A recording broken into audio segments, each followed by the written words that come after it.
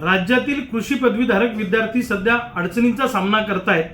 हे विद्यार्थी नैराश्याच्या गर्तेतून समोर जात आहेत, कारण सरकार कृषी पदवीधारकांच्या भावनांशी खेळतं आहे। 2021 साली कृषी पदवीधारकांची जी काही निवड झाली त्याच्या 2024 पर्यंत सुद्धा अजूनपर्यंत नियुक्त्या दिल्या गेलेल्या नाहीये। मागच्या अधिवेशनामध्ये कृषी मंत्र्यांनी 258 जागांसाठी मान्यता दिली, परंतु अजूनपर्यंत त्या 258 जागांसाठी जाहिरात सरकारने काढली नाही। त्यामुळे हे विद्यार्थी सध्या संभ्रमावस्थेत आहे।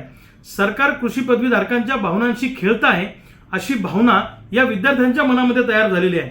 सरकारला आमची विनंती आहे की तातडीने सरकारने आता जी काय 25 ऑगस्टला राज्यसेवेची पूर्वपरीक्षा होते आहे यामध्ये या 258 जागांचा समावेश करावा आणि या कृषी पदवीधारकांना न्याय द्यावा अशी आमची मागणी आहे। कृषी पदवीधारकांच्या भावनांची जर का सरकार खेळण्याचा प्रयत्न करणार असेल आणि संयमाचा अंत बघणार असेल तर या सगळ्या विद्यार्थ्यांना घेऊन मंत्रालयाच्या समोर आम्ही आंदोलन केल्याशिवाय राहणार नाही, हे सरकारने ध्यानात ठेवावं। ठळक घडामोडींसाठी देशोन्नती न्यूज चॅनलला सबस्क्राइब करा आणि बेल आयकॉन प्रेस करा। मुंबई, पुणे, नागपूर, मराठवाडा असो का विदर्भ, राजकीय, सामाजिक, शैक्षणिक क्षेत्र असो का क्रीडा, सर्वच घडामोडीचे विश्लेषण पाहायला विसरू नका। फक्त देशोन्नती न्यूजवर।